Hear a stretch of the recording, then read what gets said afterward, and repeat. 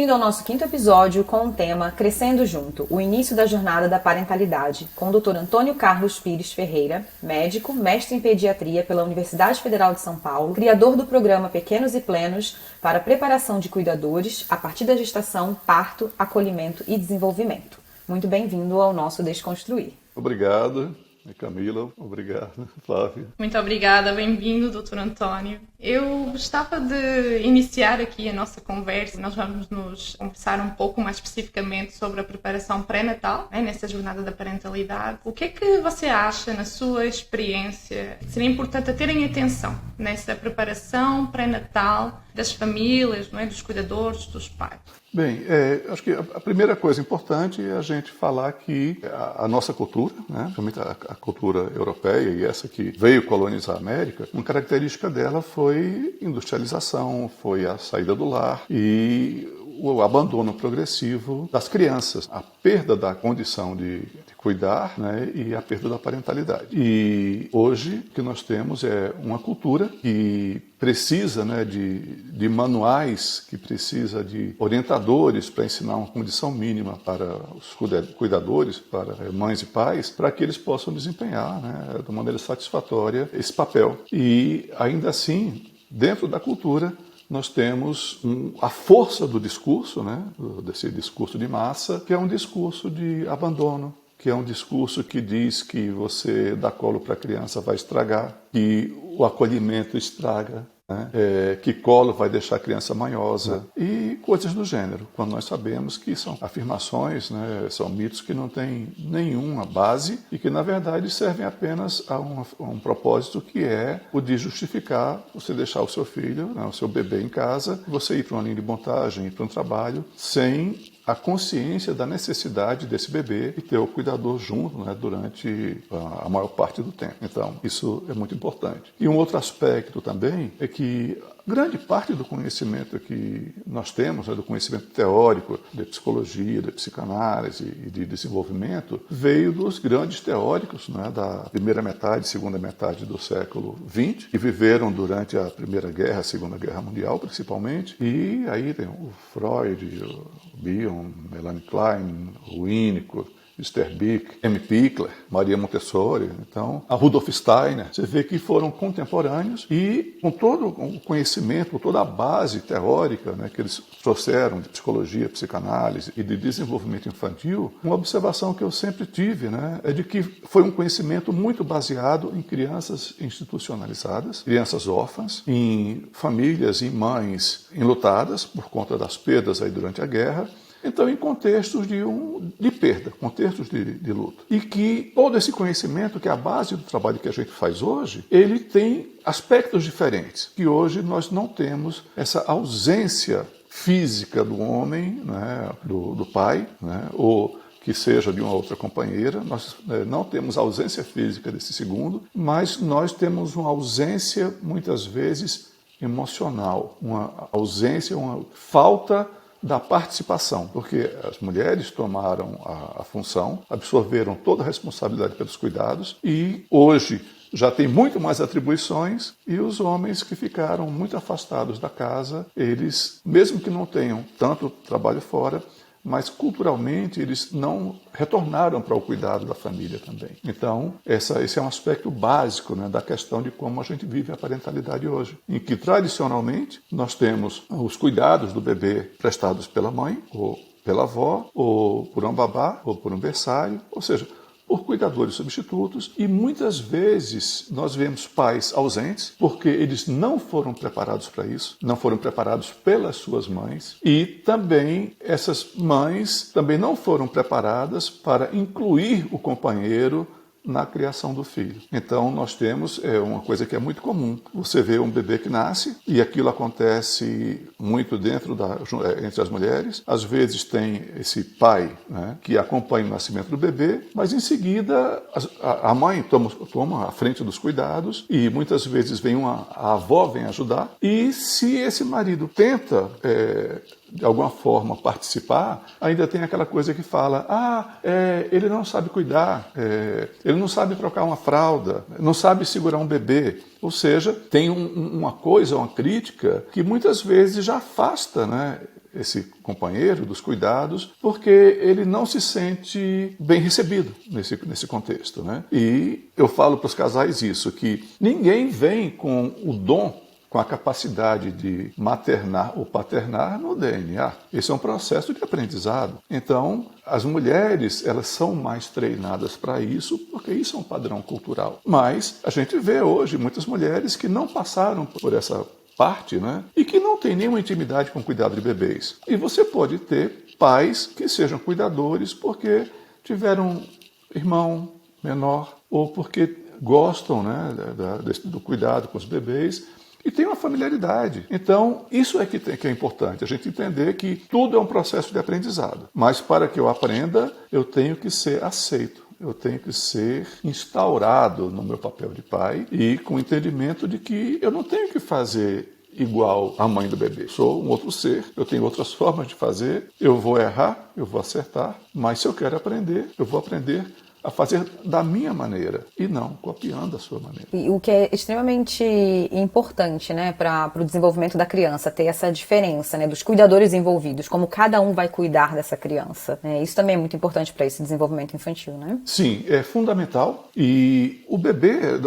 o trabalho nosso, né, que ele visa a construção de um bebê que seja amado, que seja cuidado, que se sinta seguro, que se sinta aceito e que se sinta validado. E essa construção, ela se dá muito nos primeiros 5 anos de vida. E dentro dos 5 anos de vida, nós sabemos que o grande desenvolvimento, eu diria assim que quase a base total do desenvolvimento, da formação das sinapses do cidadão vai acontecer nos primeiros 1000 dias da existência, que é a gestação, o primeiro e o segundo ano de vida. E esse bebê, ele não aprende você falando ou ensinando, ou lendo um livro, ou colocando uma tela. Os bebês, eles aprendem por experimentação. Aprendem colocando na boca, aprendem pegando, aprendem cheirando, aprendem escutando, estudando movimentos, aprendendo a mímica, a expressão. É isso que forma sinapse. Então, quanto mais diversidade o bebê tem nessa fase inicial da vida,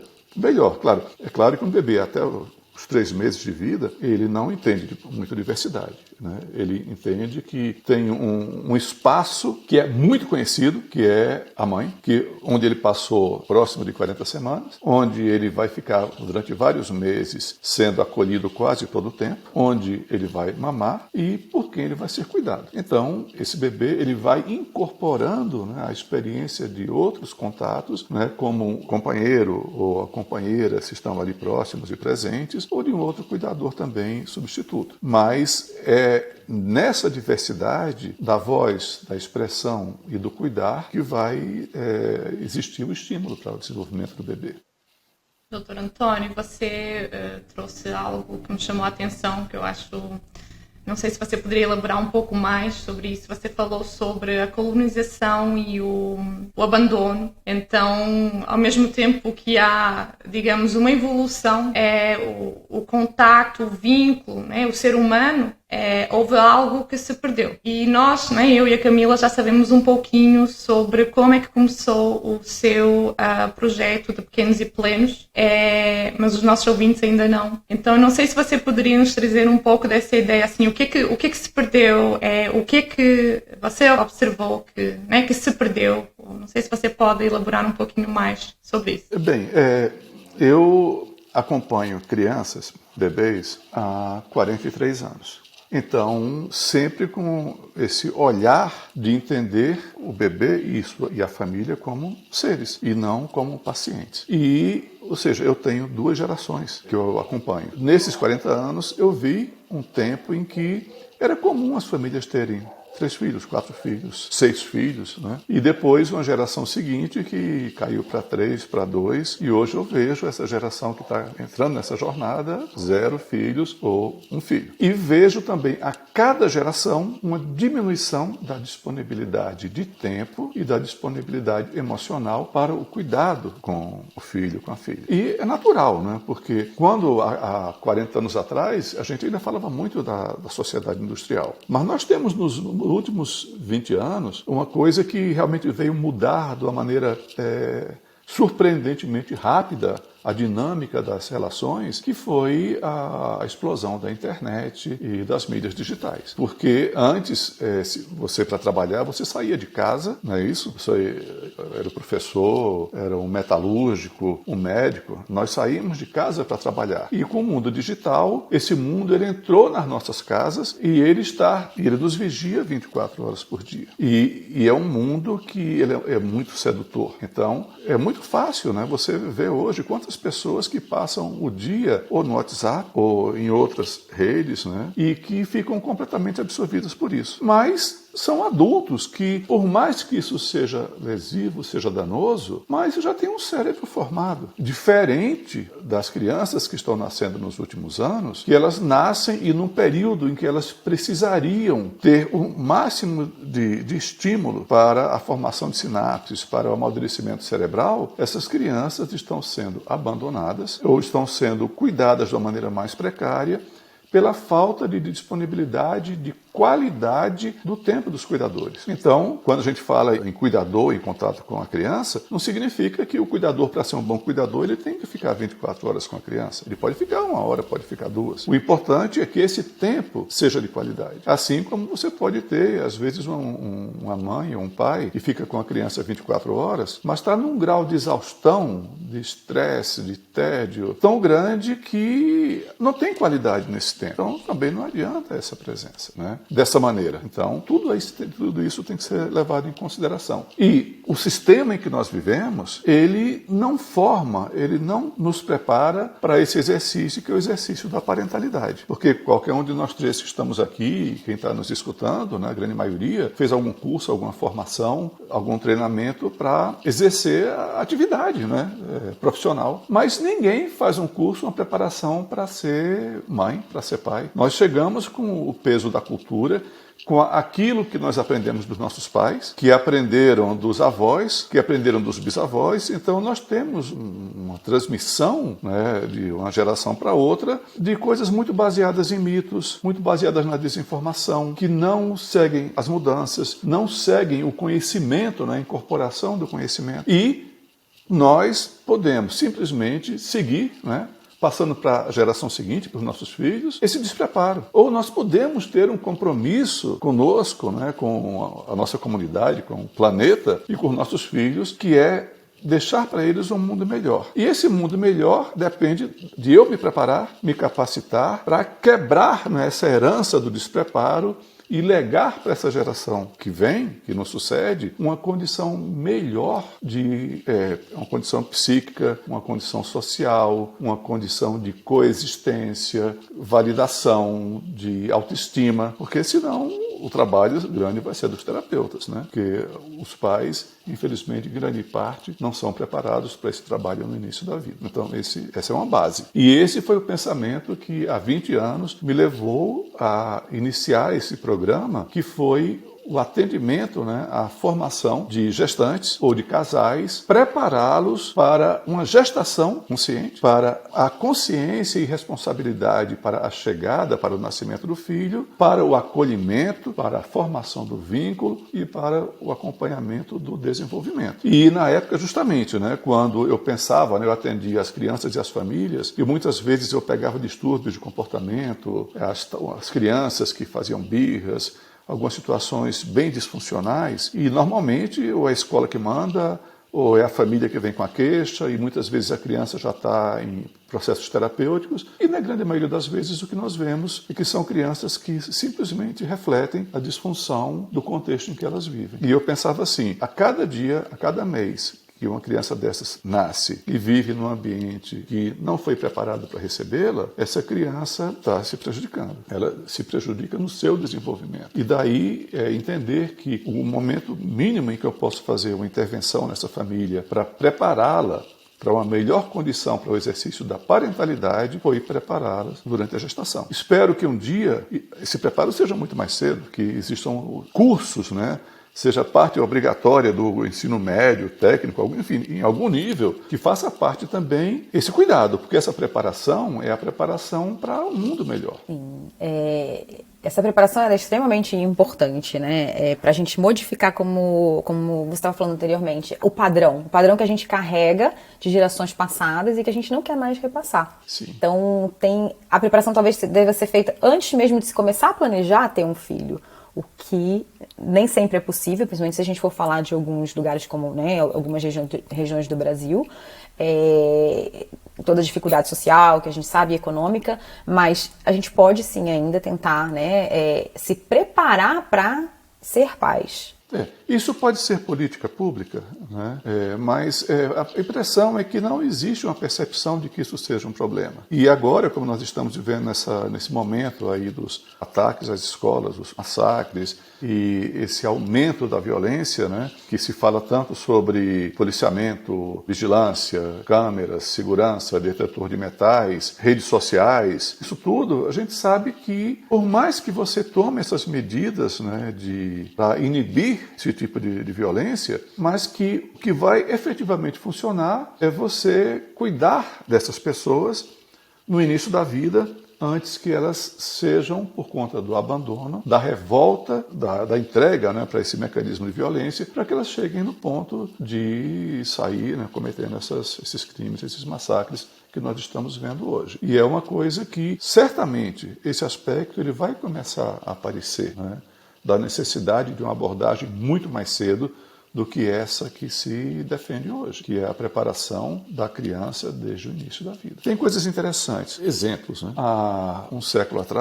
séculos atrás, tinha as amas de leite, tinha as babás, tinha as cuidadoras, no momento em que na nossa cultura muitas mulheres já cuidavam do bebê muito no início da vida e esse bebê já era delegado aos cuidados de cuidadoras substitutas. Hoje, um bebê com poucos meses de vida, muitas vezes ele não tem essa pessoa para cuidar, mas a tecnologia inventou uma série de aparelhos para conter a criança. E na preparação, nessa que eu faço com as famílias, eu falo muito sobre os fenômenos, né, sobre a evolução da gestação, sobre as relações do feto, né, com esse universo que é o útero e com o corpo da mãe, e como o feto já registra essas experiências na sua vida e a importância desse entendimento a partir do nascimento. Então, a teoria da esterogestação de alguma forma aborda isso, a formação do vínculo da Amy Pickler fala sobre isso, enfim, e outras linhas também falam sobre a importância desse contato próximo e constante no início da vida. Mas você vê na internet, né, e é uma coisa que faz parte das listas de enxoval, a cadeirinha que vibra, o ruído branco, o Swaddle, o berço, uma série de tecnologias que tentam simular movimentos, ou seja, as sensações do que seria o contato com o corpo. Então você consome um monte de coisa, desnecessariamente, quando tudo o que esse bebê precisa é do contato com o corpo, com o contato com o cuidador. E ninguém fala disso porque o corpo do cuidador, você não vai comprar, não vai gerar lucro para ninguém. Se defende a compra desses aparelhos, né? E o que eu faço sistematicamente falar. Quem se prepara de uma maneira consciente na gestação não gasta dinheiro, porque o bebê tem necessidades mínimas e básicas que você supre com a sua presença e não trazendo de loja. Pegando nisso, Dr. António, eu acompanho mães, pais aqui no consultório e uma coisa que eu observo é uma culpa, uma ambivalência entre o querer dar colo, o querer estar presente e algo que me parece, e também pela fala desses pacientes na sociedade, que é não dormir sozinho a noite inteira. O bebê com 1 mês, isso sim é sucesso. Então, assim, tem uma tentativa, algo presente na sociedade, de deixar o bebê o mais independente possível, o mais cedo possível. E isso é algo que os pais vêm aqui desconstruir. Você estava a falar desse vínculo, do contacto, você já trabalhou com comunidades indígenas também. O que é que você nos poderia trazer que essas comunidades e o que você observou ao longo das suas pesquisas e do seu trabalho nos podem ensinar sobre essa suposta evolução de tornarmos os bebés independentes a 1 mês, 2 meses, 3 meses de idade? Eu falo assim, uma resposta direta é: nós, como cultura, pegamos o caminho errado. Nós esquecemos o que é parentalidade consciente, o que é parentalidade responsável. O que nós temos é a incorporação do discurso do abandono, que é um discurso que ao longo de gerações tenta convencer, né, os casais e principalmente as mães de que o acolhimento do bebê, de que a presença, né, o olho no olho, o contato com a pele, a amamentação, o atender o choro do bebê, de que isso estraga o bebê. Porque se você acredita que é assim, é mais fácil para você entender que você pode rapidamente voltar a trabalhar, porque não é importante para o bebê que você esteja ali presente com ele. Então, o que eu falo para você é que eu precisei desconstruir todo esse aprendizado que eu tinha trazido da academia, tinha trazido da prática, pela observação das culturas tradicionais e observando como eles têm uma prática de parentalidade que é emocionante pela qualidade, pela forma como eles respeitam a criança e pela forma como eles acolhem. Então, a busca, né, a observação da forma como eu vi eles cuidarem foi que trouxe muito do que eu aprendi e uso na minha prática já nos últimos 20 anos. Então, o que eu falo é, um bebê que passou 40 semanas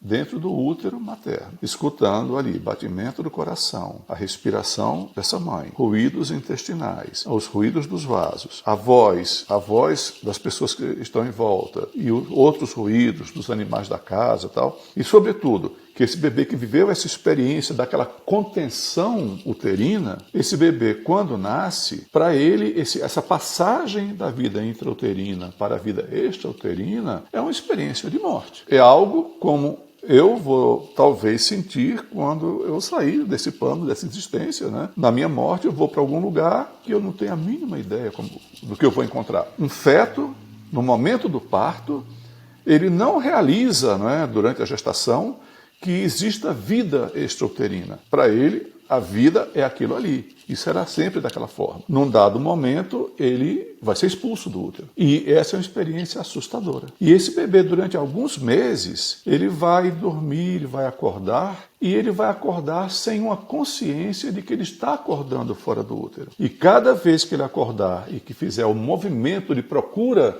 da parede uterina, de busca dessa contenção, ele vai ter o reflexo de Moro, que é um reflexo de queda, um reflexo assustador. E essa criança vai gritar, essa criança vai chorar, e eventualmente, né, o cuidador vê a criança chorando, aí vai e acolhe. Quando, na verdade, esse bebê, ele precisaria, né, e é o que eu oriento para as famílias, um bebê que nasce, você imagina que ele mantém um cordão umbilical virtual. E a distância desse bebê para um cuidador é a distância de um cordão umbilical. Ou seja, esse bebê estará, se possível, 24 horas do dia, num contato próximo, sentindo o corpo de um cuidador. Se possível, acordando dentro de um holding, de um acolhimento, que ele sinta como se estivesse acolhido dentro do útero, para que ele faça essa transição de uma maneira gentil, de uma maneira acolhida. E esse bebê, em algum momento, esse bebê que foi acolhido, em algum momento, que em geral acontece em torno dos 3 meses de idade, ele vai manifestar o interesse pelo mundo externo, pelos objetos, ele vai fazer a descoberta das mãos, e é um momento em que esse bebê já sinaliza que ele vai ficar bem se tiver momentos de distanciamento, momentos em que ele vai começar a explorar outros objetos que não sejam o seio materno, o rosto da mãe ou esse contato próximo dele. Então, até os 3 meses de idade, o bebê não precisa que você coloque um móvel, o bebê não precisa que você faça exercícios com ele. O que o bebê precisa no primeiro trimestre de vida é colo, é acolhimento, é contato e presença, foco, olho no olho. É isso que esse bebê quer. A partir dos 3 meses, ele já estará nutrido desse cuidado e com a maturidade suficiente para começar a sua movimentação, o seu desenvolvimento físico, né, aí pelo brincar livre, já em busca de atividades que ele vai também, e aí já de uma maneira autônoma, né, progressivamente, dentro do seu tempo próprio, construindo o seu movimento.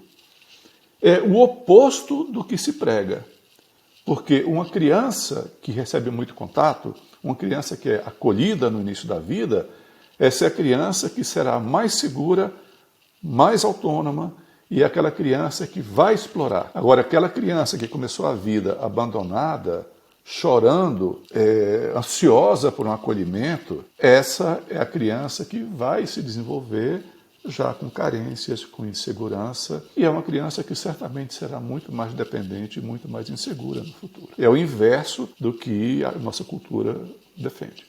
Exatamente. O quão importante é a gente fazer essa reflexão, né? Desmistificar o colo, desmistificar, né, a atenção ao choro da criança, a validação da emoção da criança, porque infelizmente a gente ainda tem, né, na nossa sociedade esse pensamento de que a gente está mimando, quando na verdade não. É o inverso. Lá na frente a gente vai ver a diferença. Exatamente. Uhum. Eu não sei como é que cabe, não é, Dr. António, mas eu acho que eu gostaria de ouvir um pouquinho no episódio, se você achar que cabe, sobre as comunidades indígenas onde você teve, como é que eles cuidavam dos bebés deles. Sim. Porque acho que pode nos ajudar a pensar um pouco, sim, o que é que se perdeu, em prol do quê e a que custo. Bem, a minha experiência com as comunidades tradicionais, né, no Pará, no Amazonas, no Xingu, e mesmo em aldeias já aculturadas, como aqui o Pataxó, na Bahia, ou Bahia da Traição, quando eu comecei, eu tinha uma ideia de fazer um trabalho assistencial, mas eu não tinha ideia do que eu encontraria lá.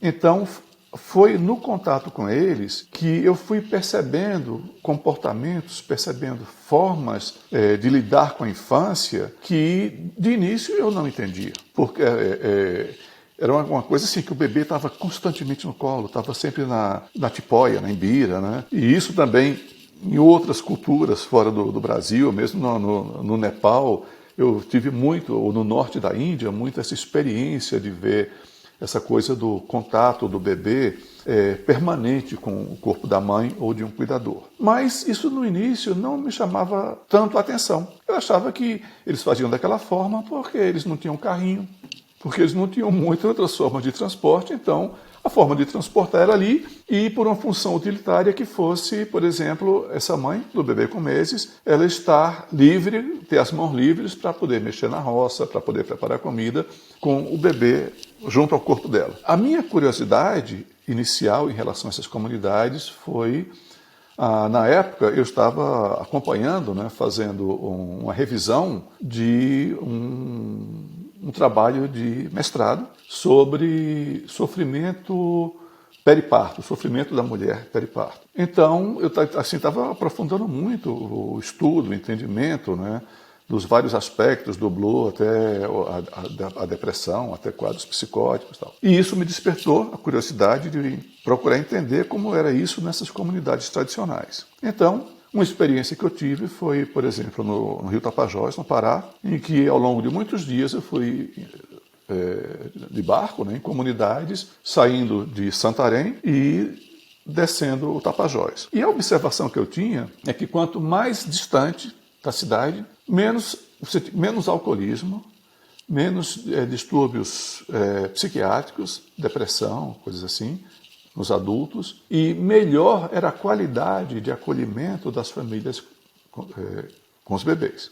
A mesma coisa eu observei nas comunidades indígenas. E então eu perguntava às mulheres, né, e às parteiras das aldeias sobre sinais sugestivos de depressão pós-parto nas mulheres. E aprendi muito, né, porque a gente tinha uma ideia de que depressão fosse uma coisa universal, e já durante esse trabalho dessa tese do mestrado, eu já tinha visto que já tinha culturas, né, que não tinham relato, né, que pareciam não ter depressão. E eu tinha curiosidade de pesquisar isso no Brasil, nas culturas daqui. E a minha surpresa foi muito grande porque eu percebi o quanto essas comunidades, na maioria delas, as mulheres não têm depressão. E eu tive uma resposta uma vez de uma parteira muito interessante que eu perguntei, né, porque ela até, a neta dela, como era técnica de enfermagem, já tinha um conhecimento, né, então elas já conversavam sobre depressão. E quando eu fui perguntar, elas falaram, você está me perguntando sobre depressão pós-parto? Eu falei, isso mesmo. E a parteira estava falando o seguinte, que a mulher, durante a gestação, durante o parto e no período pós-parto, ela precisa da rede de apoio. Ela precisa ter mulheres ali em volta para cuidar dela, não é para cuidar do bebê. Então, a maternagem, no sentido dessas culturas, é a maternagem da mãe, não é a maternagem do bebê. E ela falou, um exemplo interessante, ela falou assim, nós ficamos lá no lugar onde a mulher pariu, aí eu lavo uma coisa, a outra vai, limpa o chão, e aí tem uma que vai lá, penteia o cabelo. A gente faz de conta que está lá para cuidar dela. Mas a gente sabe que ela não pode ficar sozinha, porque senão ela fica triste. Ou seja, o caminho do sofrimento. Né? Então eu ouvia essas coisas e falava, gente, o conhecimento está aí. Né? E é um trabalho que a gente faz também muito, que é o trabalho, né, nos grupos, que é a preparação da rede de apoio. E as redes de apoio nossas também são muito diferentes. Né? Quando a gente não prepara, elas são diferentes das redes de apoio que a gente encontra nessas comunidades. Porque você pega as mulheres que estão cuidando na aldeia, elas riem, elas brincam, tá, o tempo todo. Você nunca escuta uma mulher chegar para a mãe, que está com um bebê pequenininho, e falar, eu acho que o seu leite está pouco, eu acho que o seu bebê não está bem. Para questionar, para pôr em dúvida a capacidade de maternar dessa mulher. É um processo em que a ideia é, esse bebê, para que ele esteja bem, a mãe tem que estar bem. E para a mãe estar bem, ela tem que ser cuidada. Porque se você não cuida da mãe e vai cuidar do bebê, o bebê não vai ficar bem. Porque o cuidado passa pela mãe. É impressionante o grau de consciência, né, de sabedoria que eles têm. Né? Então, esse foi um aspecto em relação à questão da depressão. Um outro aspecto é que eu aprendi, né, na academia, e isso fez parte da vida médica de nós, pediatras, a ideia de que tem mecanismos não tão bem conhecidos que são responsáveis pela cólica do lactente, pela cólica, disquesia, e que são fenômenos que até os 3 meses de idade melhoram, né? E que você vai fazer uma massagem, vai na barriga do bebê, vai dar uma medicação, vai fazer uma dieta na mãe, coisas assim, aquilo vai melhorar. Só que a experiência mostra que muitas vezes a gente faz várias coisas e o bebê continua tendo as cólicas. E eu sempre fui muito questionador, eu sempre me pergunto, alguma coisa que eu vejo assim, eu perguntava, mas, gente, será que todo bebê nasce com defeito? Todo bebê nasce com dor de barriga? Vai ter cólica? Isso não fazia muito sentido para mim. E nessa experiência nas aldeias, esse era um questionamento que eu fazia para as mulheres.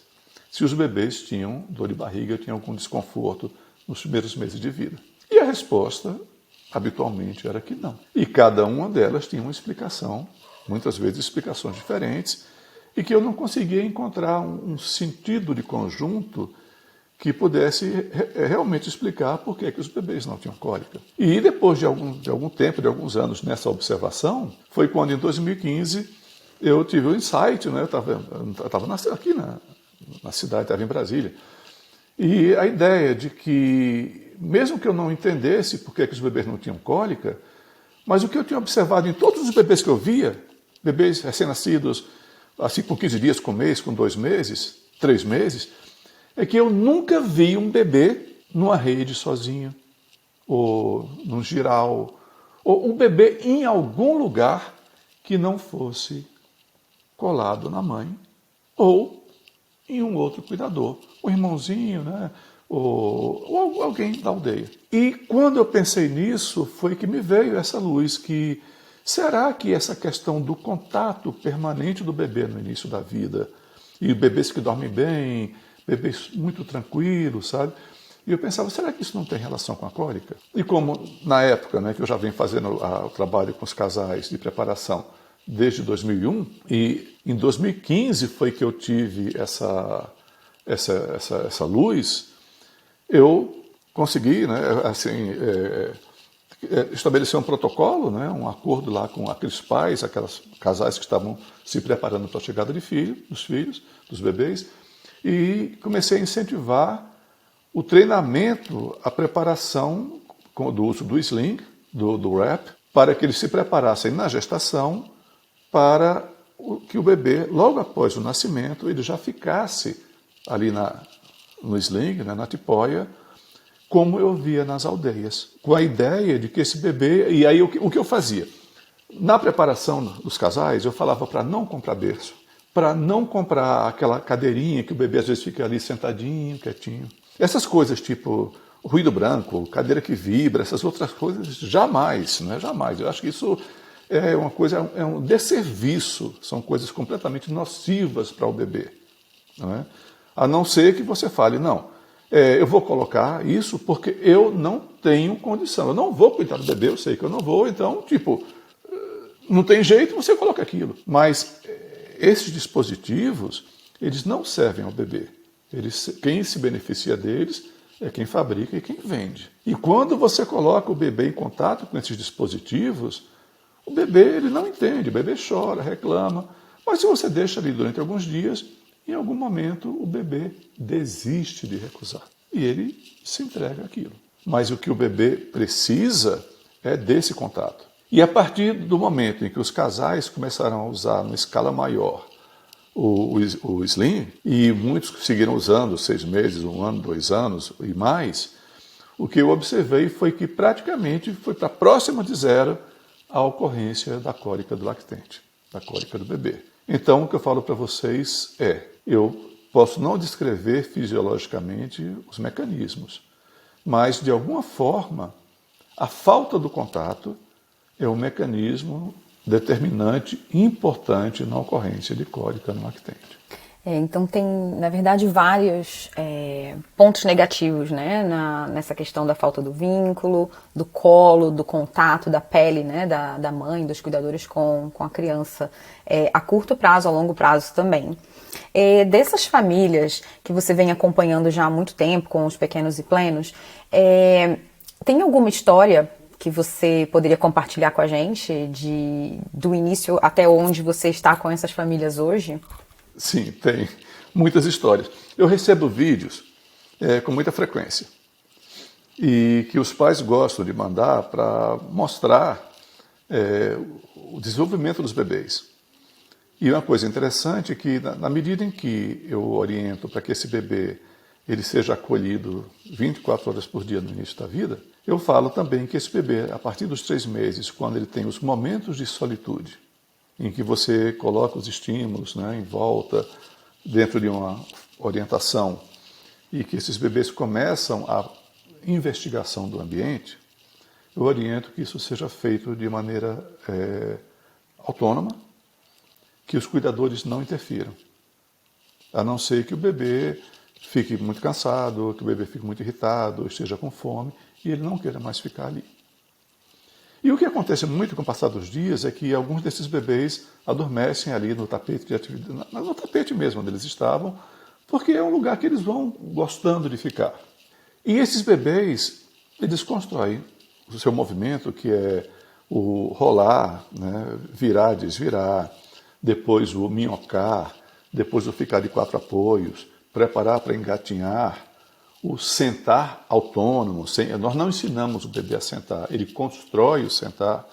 E todo o processo de construção do movimento, a orientação é que ninguém interfira. Porque cada interferência nossa, nós estamos atrapalhando o bebê. Então, a construção autônoma do movimento é uma coisa que favorece a formação das sinapses, favorece o amadurecimento cerebral do bebê. E alguns casais já me relataram, né, assim, no final da licença maternidade, que quando eles colocaram o bebê a partir dos 6, 7 meses no berçário, por conta do trabalho, que alguns cuidadores dos berçários falam que esses bebês dessas famílias que eu acompanho, eles não ficam nas cadeirinhas. Enquanto às vezes tem uns bebês que estão quietinhos lá nas cadeirinhas, tranquilo, esses bebês não ficam. Eles ficam engatinhando pelo berçário, explorando. Porque foram bebês que aprenderam isso, né, por conta própria, autônoma, desde muito cedo. E são bebês extremamente organizados. São bebês que dificilmente choram, porque eles já estabelecem formas de comunicação com os cuidadores e eles têm a confiança, a segurança de que eles serão entendidos. Então, esse estabelecimento da comunicação, quanto mais próximo contato no início da vida, quanto mais permanente, melhor é o reconhecimento da forma de comunicação entre o bebê e os cuidadores. Então, essa coisa de falar que um bebê que chora, que se você pegar ele vai ficar manhoso, eu falo que é exatamente o oposto. Um bebê que quando chora, você olha, tenta entender o motivo do choro. E você, por tentativa e erro, você vai aprendendo até você identificar, não é, o choro e resolver de uma maneira direta, que esse bebê, ele entende que você está ali presente. Então, se esse bebê não está abandonado, ele não precisa entrar em sofrimento. Agora, aquele bebê que quando chora, e invariavelmente as mães que não têm esse tipo de orientação, elas quando deixam o bebê chorar, elas falam assim, quando meu bebê era pequenininho, e ele chorava, eu queria pegar o bebê, e as pessoas falavam que eu não podia pegar porque ele ia ficar manhoso. E hoje eu me arrependo porque eu deixei de atender o meu bebê por conta da interferência das pessoas. E esse bebê que não foi acolhido dentro da sua necessidade, que precisa chorar durante algum tempo ou muito tempo para ser visto, esse é o bebê manhoso. Porque a manha é um mecanismo de sobrevivência ao abandono.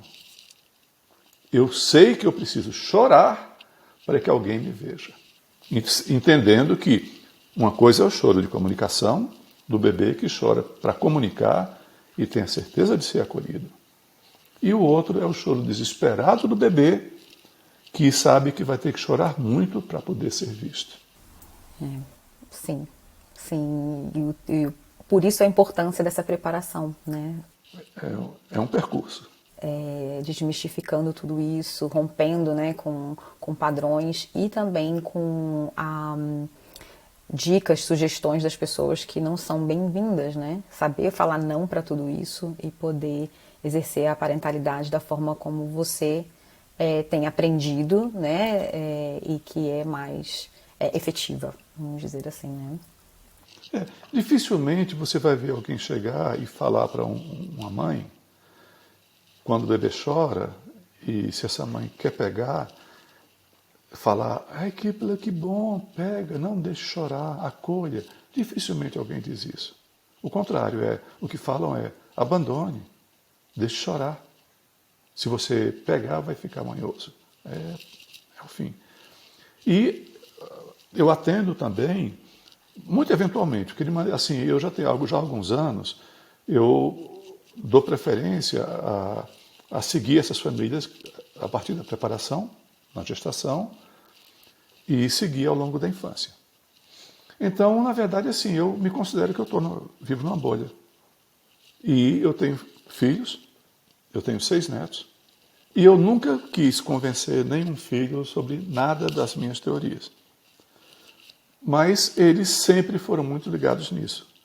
Então eu tenho 6 netos que cada um deles, quando eu olho, eu vejo, testemunho dentro de casa o que é a qualidade do vínculo bem formado, né?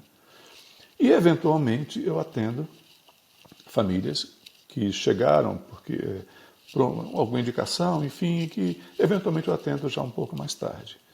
A diferença é muito grande. E vejo também famílias que foram totalmente formadas no discurso do abandono, que muitas vezes procuram, porque a criança começa a fazer birra, a ter alteração de comportamento, a ter problemas na escola, a se tornar uma criança mais agressiva. Enfim, você começa a perceber que uma mudança de dinâmica, uma disfunção. E sempre quando a gente vê situação desse tipo, a gente vê o rótulo na criança, com 2 anos, com 4 anos, com 6 anos. Fala assim, que a criança é problemática, que a criança é birrenta, que a criança só dá problema. E uma palavrinha que agora sempre aparece. Ela é hiperativa. Toda criança agora é hiperativa, né? E quando eu abordo essas famílias, normalmente, durante o processo de investigação, o que eu percebo é que essa criança ela está refletindo o que elas não receberam da família. E muitas delas com comprometimentos já bastante severos, que são crianças que passam o dia ou no celular, ou no tablet, ou numa TV. Então, são crianças que elas se desconectam.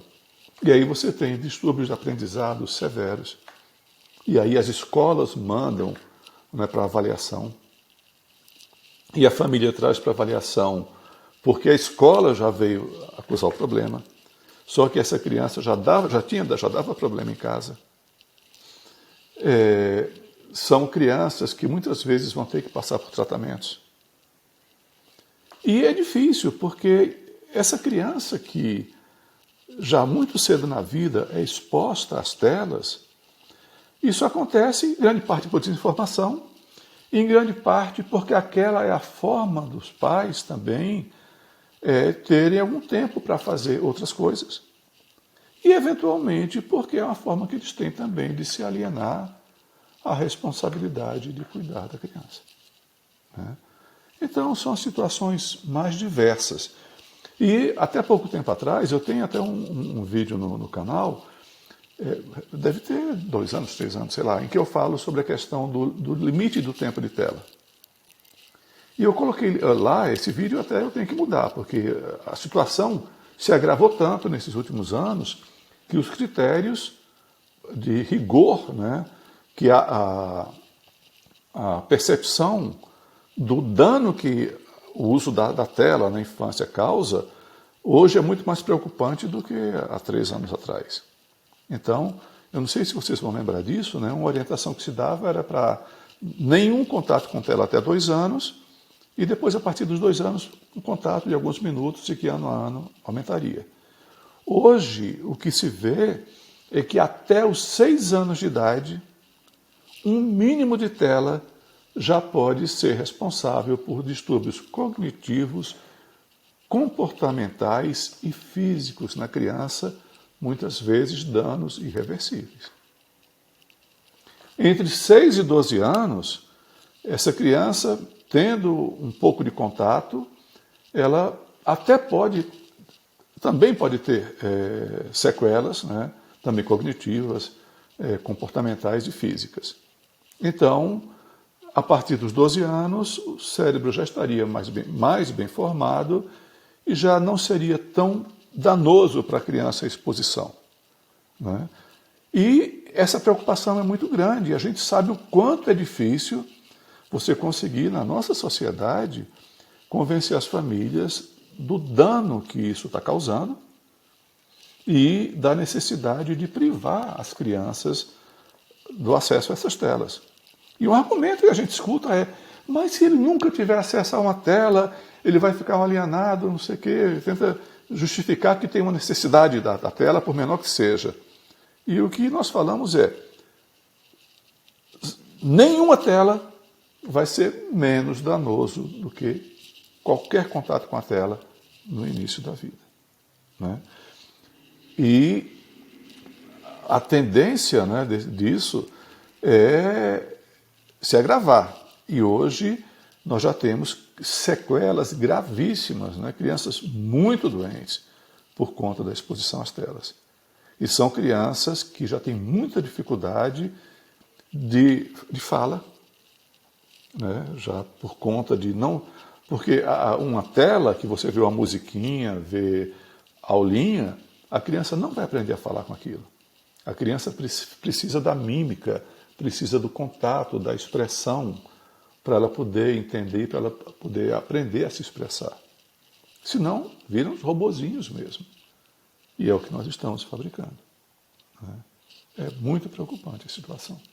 Eu ia só trazer que, né, já existem alguns debates nesse sentido, em que, acho que você mencionou aqui também, assim, que sobre a quantidade e a qualidade de tempo que se passa. Então, existe a realidade de cada família sobre o tempo, né, que elas podem passar com aquela criança. Acho que na sociedade atual, você já trouxe, né, as mães que trabalham também, mas é mais sobre uma visão sobre esse vínculo com a criança, não é? Sobre essa qualidade do vínculo e não a quantidade, ou seja, não é necessariamente mais tempo passado com a criança que vai trazer uma qualidade melhor, até porque, como você falou, por vezes vamos ter cuidadores frustrados, cuidadores que... Porque cuidar é diferente estar no mesmo espaço e estar presente, Sim. estar junto. Sim. Não é?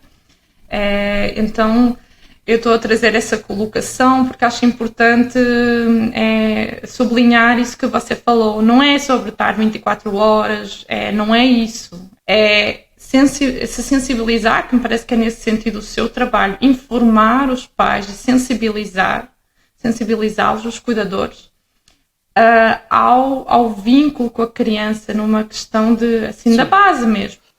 Ou seja, a trabalhar essa questão do abandono, de não abandonar, que é diferente de estar presente 24 horas, disponível. Fisicamente. Exatamente. Estar junto é diferente do estar ali, ou estar só um fantasma ali naquela peça, para sublinhar isso. Que aí já é uma preocupação, né, que quando você inicia a vida do bebê com qualidade no vínculo, isso já é uma coisa que prepara para que esse vínculo seja mantido com qualidade. Então, é uma consciência que é formada precocemente.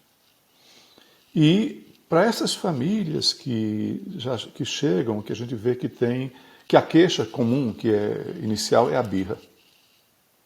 Né?